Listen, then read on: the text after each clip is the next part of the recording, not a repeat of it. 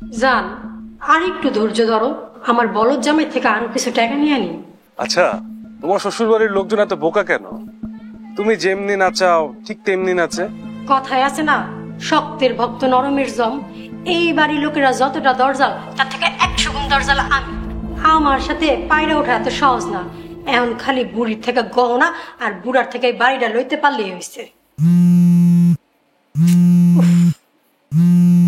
এই লোকের লেগে আমি তোমার লগে ভালো মতো কথাও কইতে পারি না, একটু শান্তি নিজে কথা কম কইতে পারি না। আচ্ছা রাখো তো। আচ্ছা জান, ঠিক আছে, কথা বলো। কথা শেষ হইলে আমাকে আবার ফোন দিও, আমি তোমার জন্য অপেক্ষা করবো। আচ্ছা জান। কি ব্যাপার, তুমি সময় অসময়ে ফোন দাও কে লেগা? তুমি সময় অসময় কার সাথে কথা বলো?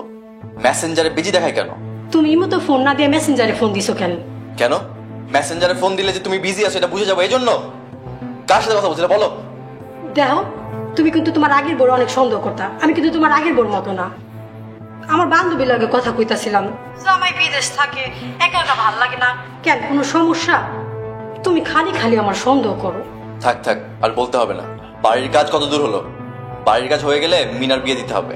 দেখো, বাড়ির কামের লেগে আরো টাকা লাগবে, তুমি 5 লাখ টাকা পাঠাও। এত টাকা? এখন তো এত টাকা আমার কাছে নেই। টাকা না দিলে বাড়ির কাম বন্ধ থাকবো, মিনার বিয়েও বন্ধ থাকবো। এরকম ডাঙ্গুর মেয়ারে ঘরে তুমি বসায় রাখো। ভেবেছিলাম বাড়িটা তুলে বোনের বিয়েটা দিব, কিন্তু এখন তো দেখছি বাড়ি করতে গিয়ে ফতুর হয়ে যাচ্ছি। দেখা যাক কি করা যায়। আচ্ছা ঠিক আছে, রাখি।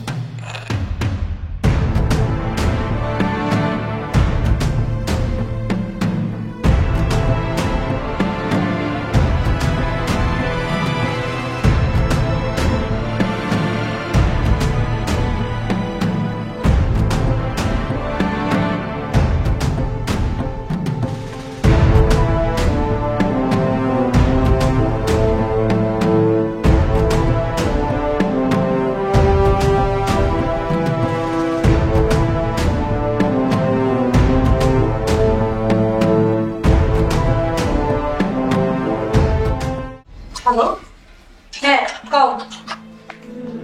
আপনার পজিশনটা কি এখন আর খালি আছে? শূন্যস্থান পূরণ হতে বেশি সময় লাগে না সুইটি। দেখুন না স্যার, আমার জন্য একটা ব্যবস্থা করা যায় কিনা। এই মুহূর্তে আমাদের অফিসে কোনো ভ্যাকেন্সি খালি নেই। আপনি বিয়ে করে হঠাৎ করে চলে গেলেন, কোম্পানি অনেক লস হয়েছে, এরপর আবার নতুন একজন জয়েন করেছেন। কি করব স্যার, আমার শ্বশুরবাড়ি থেকে চাকরিটা করতে বারণ করেছিল। এই জবটা নিয়ে আমার ফ্যামিলি লাইফে অনেক সমস্যা হচ্ছিল, তাই জবটা ছাড়তে বাধ্য হয়েছিলাম। দেখুন, এডুকেশন এবং ক্যারিয়ার নিয়ে কখনো কারোর জন্য স্যাক্রিফাইস করতে হয় না, পরে পস্তাতে হয়।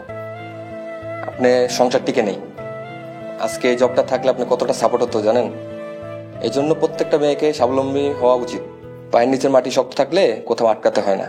সত্যি বলেছেন স্যার, জবটা ছেড়ে আমি অনেক বড় ভুল করেছি, তবে আমি আবার চেষ্টা করব। যেভাবেই হোক আমাকে ঘুরে দাঁড়াতেই হবে, আমি ঘুরে দাঁড়াবো।